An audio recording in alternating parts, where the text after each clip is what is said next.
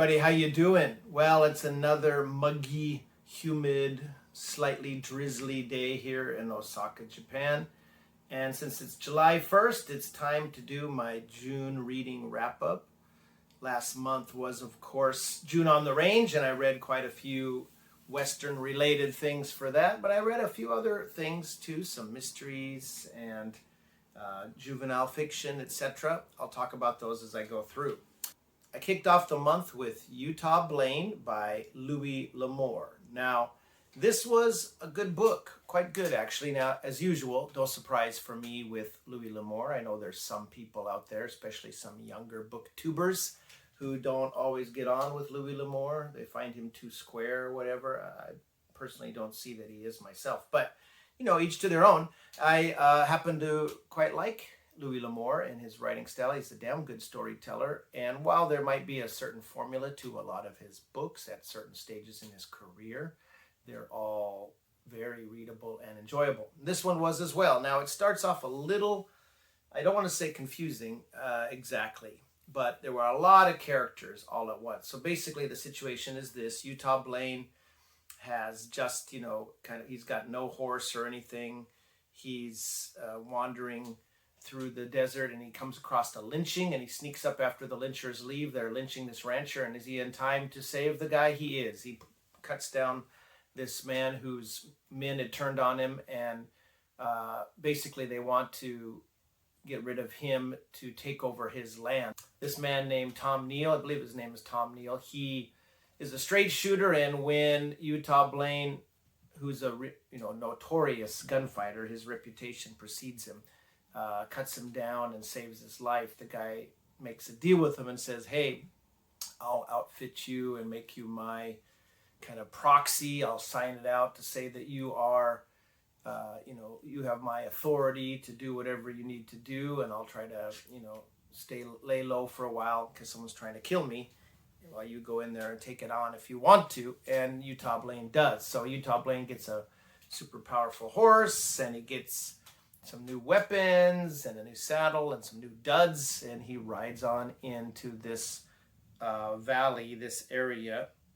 So Blaine comes in, and there's a rival ranch. There are rival ranchers everywhere, and there's a whole bunch of bad guys trying to get a hold of this land and kill off anyone that's in their way. And there's a couple women involved, one where you think maybe this woman whose father was murdered, and she's a ranch owner, and you think, is she going to be the romantic interest? Or is it the quiet, dark-beautied girl that lives in a cabin somewhere on this same land that Utah Blaine is taking over?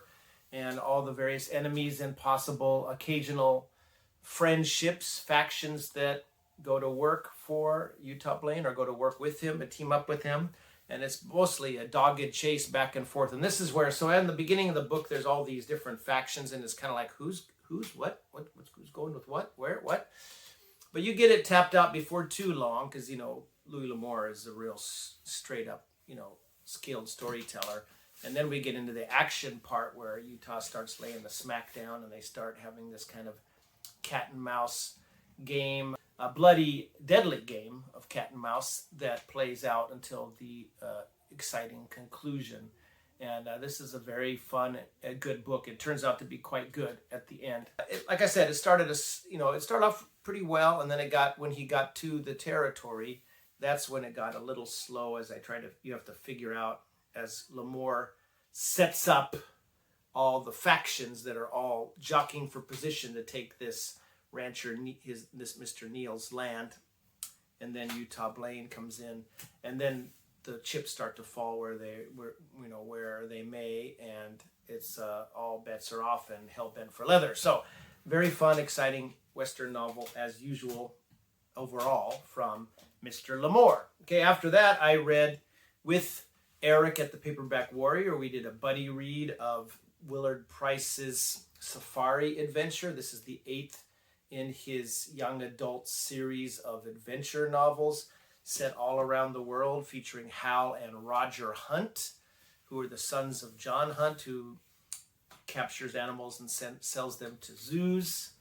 Which similar to the premise of the great John Wayne movie Hatari. So in this case, though, Hal and Roger, they're very independent. It just shows you the different ideas of parenting compared to today and back then, because they're on their own, individual. Hal's 19 and Roger, his younger brother, is 13, and they have basically a crew of like 30, tough African poacher fighters and animal catchers, and they head over to the Tsavo National Park there in Kenya to assist a park ranger, a park warden, I should say, in his very small staff dealing with some really nasty poaching. And there's a lot of dark stuff about what humans do to animals to make a buck. Back then, I think Willard Price was, trying to alert people to this heinous situation in between all the fun adventure stuff. This is a really good read, even though it's for kids. I don't think it's kiddie whatsoever, and I think anyone might enjoy this that likes adventure stories. And Eric and I had a really fun conversation talking about it. I'll link to that dedicated video down below. Then after that, I read the first in the series of Sundance novels, as by John Benteen. At this stage, I think the first 5 were written by Ben Haas, Haas, a very, kind of veteran writer of westerns and adventure stories. And I also did a dedicated video to this book where I talked about it and went into depth about it. Sundance is half Cheyenne, half white. It's like a proto men's adventure in a way. It doesn't have a lot of, it's not an adult western. It doesn't have, there is hinted at sex in this book, but it's off screen, if you will. And mostly it's just straight up tough action romp, really quite gritty, tough, violent. And Sundance is a very interesting figure. He's doing what he's doing. He's kind of a mercenary, goes around and does jobs. In this one, he agrees for a large fee to go track down missing gold shipment and the daughter. Both have went missing, and it's probably the gold that the man wants more than the daughter. But this rich railroad magnate guy hires Sundance to track that down, and he finds the missing daughter, who has been rescued and is living with the tribe of his own tribe, the Cheyenne, and the kind of complications that ensue and the nasty bad guys that Sundance has to tangle with and take down. And boy, at the end of this, when he goes into ultra ninja mode, stalking and hunting the bad guys down and picking them off one by one, is really fun. I recommend this one a lot if you like that kind of tough Western action. Sundance Overkill. This is the first in the series, and I will definitely be reading more. Then I read the first of 2 Buchanan novels. Now, these were e-books. I don't have any physical editions of these, sadly. But the first one I read was the second one. I read and reviewed a Buchanan novel, the very first one. The name's Buchanan, a couple of months ago. And I bought a whole bunch on Kindle and, for a couple bucks each from Piccadilly Press. They do a really nice job on these ebook versions. They're short, tough, really well written reads. The first 5 were written by, under the byline, Jonas Ward. The first 5 were written by a kind of short-lived but highly talented writer named William Ard. I really enjoyed the names Buchanan, and I really enjoyed the second one, Buchanan Says No. Now, in this one, Buchanan, Big Tom Buchanan, is, he's usually just kind of poking along, doing his own thing. Here, he's part of kind of a, I guess, strictly illegal cattle roundup situation that he's aware something hinky's going on, but he's not aware that it's 100% illegal or whatever. And they've come to their destination near this town, and he wants to be paid. All the men want to be paid, and he's tired of not being paid, so he's going to go talk to the guy in this town and get his money. Now, all these hands are forbidden to go into this town and do such a thing and make any sort of contact, because obviously the person in charge of this wants to keep it on the down low. And it's the usual thing where Buchanan goes into town. He goes with a hot-headed fast gun buddy that he's kind of teamed up with on the trail, and this guy turns out to be on the road to villainy, as it turns out in the course of the book, and Buchanan's going to have to, deal with him by the end. But it's the usual thing, although always in these books the villains are fleshed out pretty well. It's a guy who's running this town and trying to set up control of it, and he plans to do a whole bunch of nasty things with it. He does not, basically he's closed off the town, so the rest of the town has kind of only got the dregs coming in, and then all the high class big roller gambling and drinkers, etc., go to this big saloon kind of casino sort of place that this guy has set up. And basically Buchanan just gets up to his neck in it and takes care of the bad guys. Very, very interesting, fun, lively, unpredictable in parts read, even though the setup is kind of, I guess, typical. There's some bad guys in a town, power brokers in a town that are evil, and they try to push people around to get their way, and the other poor people in the town are kind of not poor, but the kind of downtrodden or pushed down or oppressed people, they kind of rally behind Buchanan as a possible champion. Buchanan's not a guy who wants to be a champion. He's a big amiable dude. This just makes him fun. He doesn't want to go get involved in any trouble, but he will not back away from it if it pokes him in the face, so that's what ends up happening here. Again, he ends up beat up in jail, ends up getting out and taking out a bunch of people, including, unfortunately, a former friend who kind of turns, or perhaps friend, that acquaintance anyway, that ends up going down in a very kind of logical and well played out way. Makes sense with his character. It goes down. He keeps making decisions he thinks are the right ones, but they turn out to be bad, and he turns out to go real bad. And at the end, Buchanan's left with a couple of ladies who are vying for his affections, and in a very unusual way. He's not bashful exactly, but he doesn't want to, he doesn't want any sort of strings around him, and he ends up bailing on the two ladies, and they just laugh and decide they're going to go see where he is in San Francisco. So, very fun read. In fact, it was so fun, I read another one. I read it a little later in the month, but I'll include it now since I'm talking about Buchanan. I read the third novel in the Buchanan series, One Man Massacre. Now, with a title like that, I was going to be into it. And this one is, again, a similar thing, but a little bit of a change up. We find Buchanan, who's I thought was supposed to be a little older, but it seems like he's always called a young man by his older buddies. He usually makes friends with some older characters, and he does in this one too with a couple. He's I guess supposed to be in his maybe late 20s, early 30s. Big, huge guy with massive hands, and he turns out to be really fast on the gun. He often doesn't carry a gun because he's go looking for trouble, and some people, to their ultimate fatal end, think that because he doesn't carry a gun, he's just a fist fighter and he doesn't have any skill with a gun. That's definitely not true. Anyhow, he's prospecting in the mountains with this old timer. They're having a tough time at digging out some gold that Buchanan feels like he's kind of been talked into a pipe dream for this thing. They pulled out a little bit of gold, but not a huge amount. And the old guy sees that Buchanan's getting a little restless. He says, "Why don't you go down to town and have a good time? And so, be careful. Leave your gun here." So Buchanan goes downtown, down to this little town. And in this town, there's a faction of people who have some nice grassland. And it's mostly Irish settlers, which is interesting.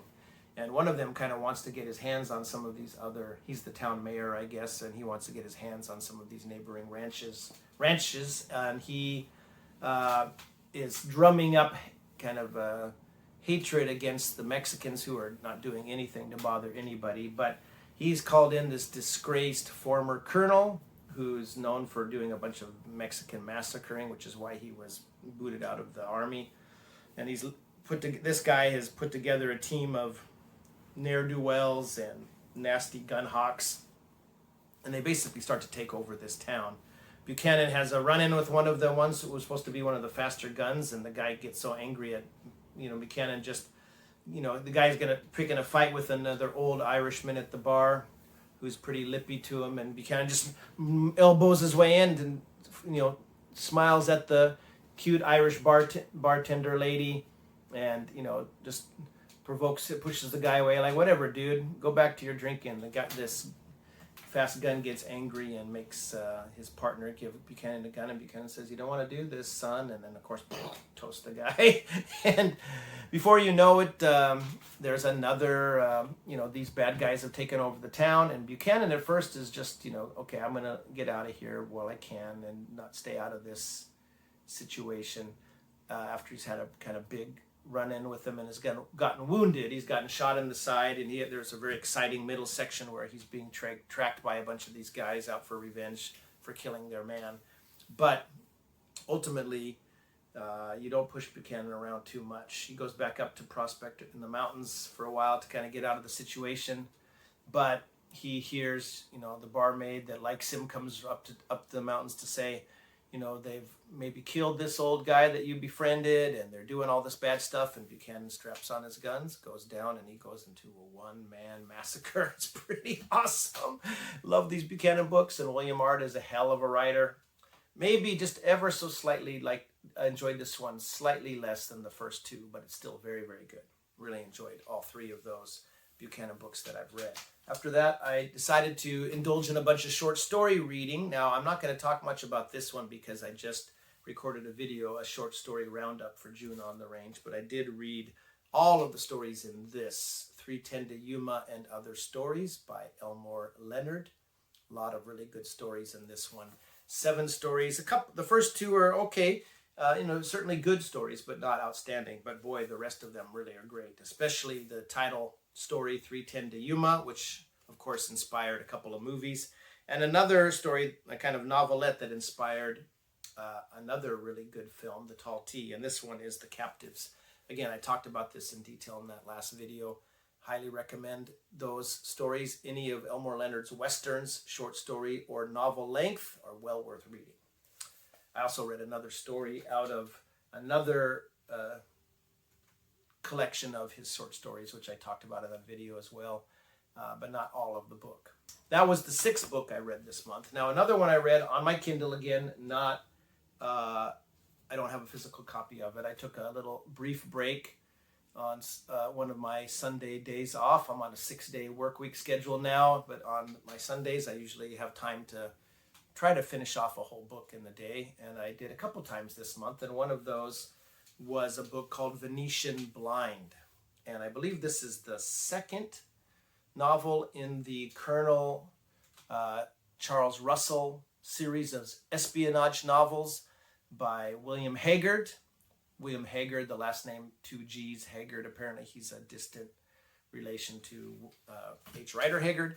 Anyway, he wrote this series of very British, very erudite, very kind of Jean Le Carré-esque sort of espionage and spy novels. And this one is really interesting, Venetian Blind. That makes sense, the title makes sense when you read the book, but because Venice is involved. But essentially, Colonel Russell is supposedly retiring. He's not really the main character in this one. He does become so in many other books. But strangely enough, early on in this 23, 24 book series, in the book 2, he's planning on retiring from this governmental, it's not special branch, they give it another name, but it's obviously the British government, and taking care of various international affairs and national affairs.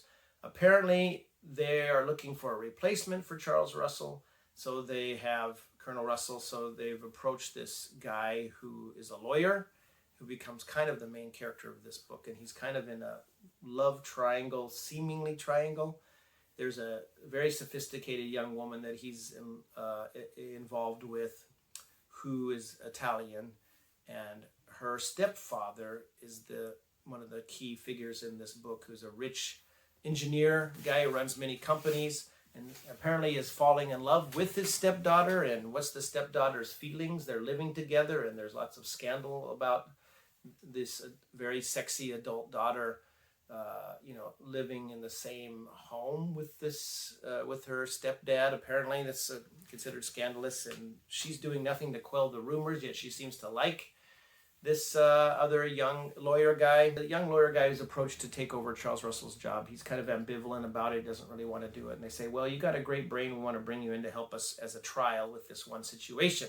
There is this kind of new, kind of, not a nuclear fission exactly, but some kind of energy source that's being developed. And there's leaks happening. And there's a few people who could be leaking this information to, it sounds like maybe a German firm or, other enemy powers who might be getting their hands on it. And Colonel Russell wants to find the leak, and he wants this guy's eyes on it too. And it turns out that one of the chief suspects is the stepfather, the rich driving stepfather that is in this kind of love triangle with the lawyer. So, and there's another possible couple of suspects, and there's a bunch of characters kind of going on. It seems like a character study for most of it. Everything's all very, very upper crust and class conscious, and it's very interesting though, very well written. Expects you to have a high enough degree of intelligence to keep everything straight, and it all kind of starts to come together at the end and coalesce in a way that finally becomes really clear when you finish the book. And at first I was wondering, why should I keep reading this? It doesn't seem to have much happening, but I'm glad I stuck with it because it turned out to be a really interesting kind of drama, character study, leaning into some action at the end, action of a sort, as some assassins come out over this engineer guy, and what's going on with the whole triangle thing. And there's a bunch of stuff going on that really comes off pretty well, and I was left with an enjoyable read overall. It's a very interesting book. It was very different from anything else I read this month and from what I usually read. I've read a couple of later editions in this series which were a little more straight up, Colonel Russell in an exotic location, kind of in a dangerous situation, posing as a retired dude, but poking around in some spy business. I enjoyed those more than this one, but this one was equally well written.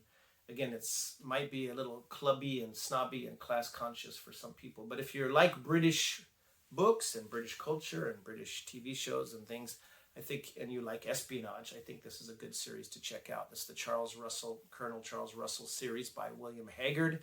This is Venetian Blind. It was the second in that series. I believe the first one is called Slow Burner. Good read. And then all of a sudden I kind of got sideswiped. I was planning to read some more Westerns. I did read some more stories. I talked about the Lon Williams kind of weird Western stories with Sheriff Lee Winters. Talked about those in my short story roundup.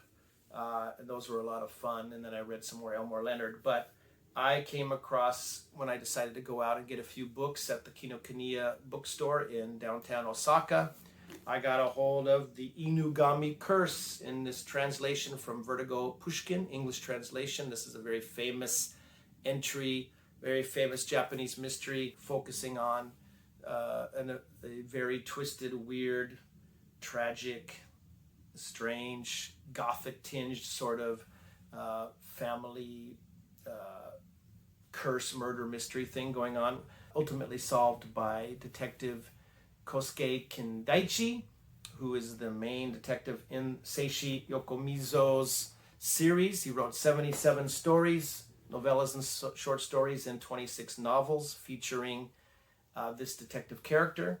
This one was translated by Yumiko Yamazaki, and in my recent book haul video I talked about this one in depth, so I won't go into too much detail about it, but suffice it to say that there is a body that ends up in a frozen lake with its leg sticking out, which is quite interesting. Very cool, kind of dark, twisty, clever murder mystery, which is the stock and trade of this author Yokomizo apparently. This is, I believe, the fifth novel or the fifth entry in the series, and as you can see, it's almost twice as thick as the other one that I read here, which is the Honjin murders, which introduces Detective Kindaichi. And again, all of these have this kind of cool circle motif cover. thanks again to Pushkin Vertigo for, finally, ponying up money to translate these and put them out in book form for English readers, which is the very first time they've ever been available in English, even though they're quite famous. Honkaku, quite famous, creepy, twisty, locked room sort of murder mysteries, a la John Dixon Carr, and from Japan, featuring a lot of Japanese cultural aspects, which are explained pretty well in the translations, but it helps a lot if you've lived in Japan, as I've done. But it's not necessary. I think it make pretty clear they make it clear for anyone pretty much to read from any culture if you're reading in English. Anyhow, I went to the bookstore a week later and grabbed a couple more of these, including the first one, the Honjin Murders. Now this one was, I'm not going to go, like I said, I'm not going to go into too much detail about the Inugami curse, because I already talked about that one in detail in my book haul video. But this one I haven't talked about yet, and this one is the very first case recorded anyway.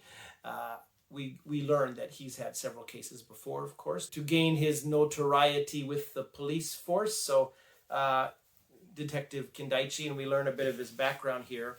And this is the introduction of his character, although he doesn't show up into page 80 of this 180-some page book. So he's in the last 100 pages, but once he arrives, we are fully with him for the rest of the book, pretty much.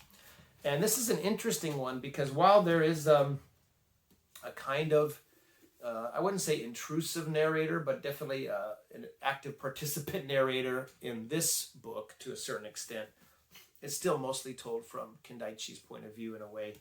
Whereas this one has a really chatty, garrulous, borderline intrusive narrator setting up the story. It's almost like the author himself is saying, oh, I heard this story and I'm going to tell you some things about this and make some hints later. It's an interesting choice. It doesn't bother me at all. It's kind of a pleasant sort of tone to it. And the central murder is quite horrible, of course, though. It seems to be a double murder. Basically, there's this, again, Inugami curse was about a wealthy family, and this is also about a wealthy family, but particularly more of a high-class family.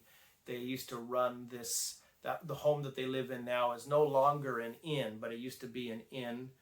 And the Honjin murders the Honjin is the kind of people. Jin in Japanese means people. So these are kind of, I guess, upper class people who ran this inn establishment where lots of daimyos and high class samurai came to stay, and other, high officials came to stay. And so they are very kind of a haughty leading family in the community, and the rest of the community is kind of servile to them, and also watching and gossiping about them closely.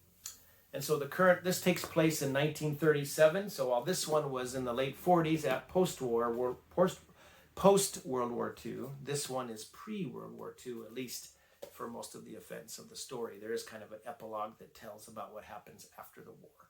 But the war has a huge impact in the plot of the Inugami curse. It doesn't at all in this one. The situation here is this family that's run this inn in the past, they now live in this wealthy place. There's 3 sons. The older brother lives elsewhere. He becomes a suspect later. The youngest brother is a huge locked room mystery fan, and there's even a whole paragraph or two here dedicated to talking about some of the ingenious locked room murder methods of some of John Dixon Carr's Gideon Fell mysteries, Dr. Fell mysteries, which I kind of skimmed through that paragraph because I don't want those books spoiled in case I haven't read them yet. Because this is a locked room murder par excellence, really, this one. You could tell the writer, Yokomizo, really loves that kind of mystery and had a fun time kind of putting one together. So the younger one is fan of this kind of mystery, and then the middle brother is kind of keeps to himself, stern, scholarly type, proud and haughty in his family's way, and there's apparently some kind of eccentricity or madness, perhaps, with the male line in this family. Some other past occurrences are brought up during the course of this book, which have a bearing on the plot later. But This guy's in his 40s and he's getting married. He's decided to get married to a not of the same class, I guess, but very capable school teacher woman. And the wedding is impending and everyone's making preparations. The rest of the family was kind of opposed to the match because of the lack of, same social standing. And, she's marrying into a higher class and richer, wealthier family. I love this little running blood thing in the blood running down from the H part of, or from the part of the R there in the murders. And there's the Pushkin Vertigo logo up here with some praise for the book and they've put out several. I believe there's about 8 editions, 7 novels and 1 novelette, or 1 novella. I didn't get the novella yet, but I've ordered all of the novels. Besides these 3 I have here now, 4 more are on the way. So this is translated by Louise Keel Kawai. She did a really nice job. And again, as always, we have a very handy breakdown of the family and its retainers and local people that are involved in the case. So this son who ends up as one of the murder victims is named Kenzo. Okay. And he's getting married to a woman named Katsuko. And there's a man that seems to be an enemy of this Kenzo, or at least it's rumored to be. He's disfigured. He's wearing a mask, kind of wearing something to cover a scar on his face. Again, just like in Inugami Curse, there's some kind of masked, mysterious stranger around.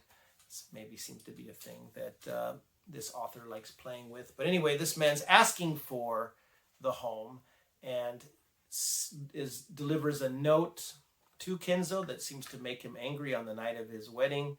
And then they have a huge, kind of big celebration, including all the townsfolk and the mayor and everything.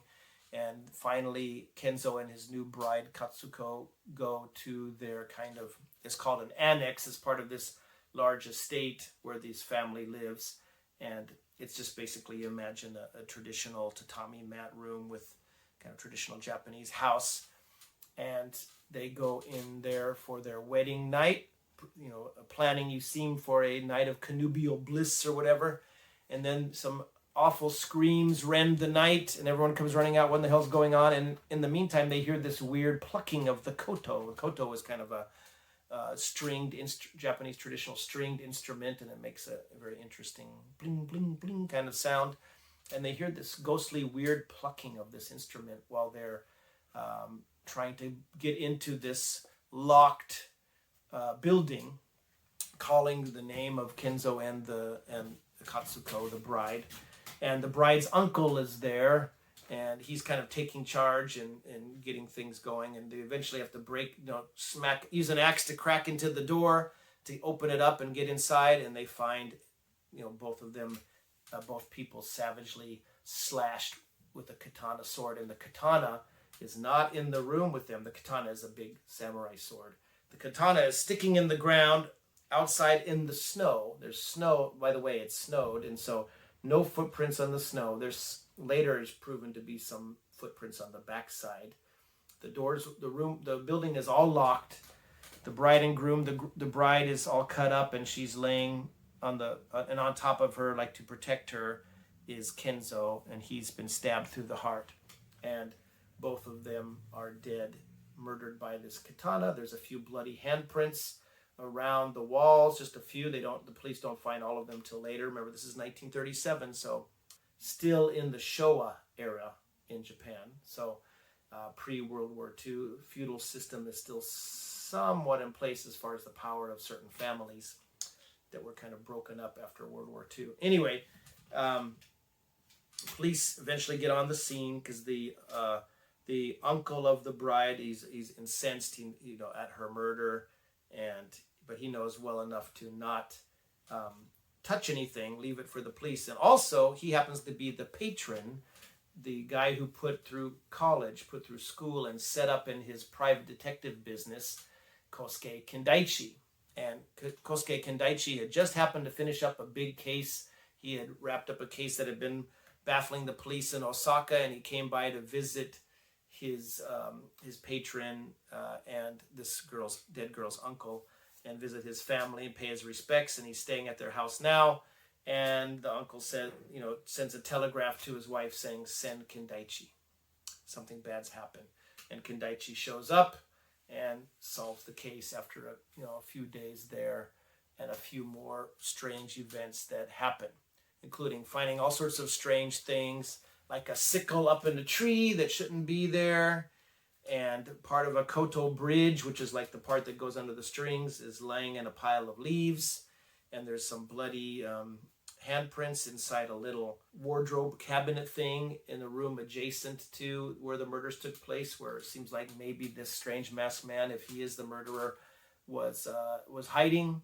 And there's some clues perhaps in some diaries of Kenzo that he left behind about who he dubbed his mortal enemy. And immediately Kosuke Kindaichi shows up with his kind of rundown looking clothes. He's very young in this one, and kind of a little bit unkempt looking, with this shock of hair that he's always scratching when he's coming up with ideas. But he pretty quickly scrambles around and solves this murder. He doesn't seem to be overly concerned about the poor woman, his patron's niece. Really, he's more excited about having an interesting case. He was first just coming down because he felt beholden to his patron to do so. He didn't think it was going to be an interesting case, and it proves to be quite an interesting case. And he figures it out, moderately quickly. And it's pretty ingenious, if perhaps a tad like a lot of those locked room murder mysteries, with a lot, depending on certain kind of conditions and certain kind of, let's say, kind of mechanical assistance. Proves a little outlandish, but very creative, very fun. Really enjoyed this book. Maybe perhaps not quite as interesting or involved as the Inugami Curse, but the final reveal of the murder method was very clever. So, enjoyed both of those, and I'm looking forward to reading more of the Detective Kindaichi books. Like I said, I have another 5. One is here with me, the Murders on Gokomen Island, I believe it's called, in the English translation title. And there's several others, the Devil's Flute Murders and the She Walks by Night, and some other really cool evocative titles. There's some kind of nice kind of gothic or spooky, eerie elements to these stories so far, which makes them very fun. And I know John Dixon Carr did the same with a lot of his books, a lot of heavy atmosphere. I think this author, Seishi Yokomizo, is of a similar mind, and obviously, as he states in this, he's a clear admirer of John Dixon Carr and his locked room murder mysteries. As he says, and every mystery writer wants to try their hand at one stage in their career. The only other thing that I read that I haven't talked about either here or in my short story Western short story roundup video is I read one more short story in the Moon Man Omnibus. Again, I have an ebook of the Moon Man story. The Moon Man is this, he's actually a police detective. He's the son of the police chief, and he masquerades as the Moon Man. He has this kind of crystal, or this kind of glass sphere that's all darkened. You can see out, but you can't see in. And he wears a cape, and he steals from the rich kind of and gives to the poor who are starving or going without health care or various things during the Depression. And this detective's partner senior partner is out to get the Moon Man at no matter what. And it's a very interesting kind of conundrum, really.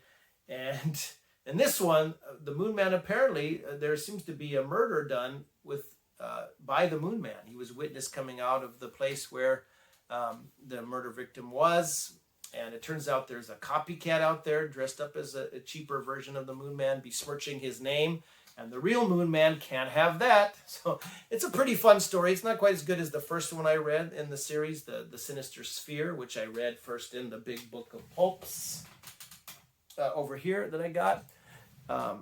That's a crack-a-lackin' story. This one was good, but maybe not quite as good. Anyway, I'm interested in continuing to read that through that series, slowly, a story here and a story there. that wraps up my epic bit of reading for June. 9 books, and I believe several other short stories. I think at least 9 other short stories or something like that. So by my standards, a pretty good reading month. Hope everyone else had a really good June for reading, whatever you got up to, June on the range or otherwise. And I will see you in another video real soon. Take care, and thanks for watching.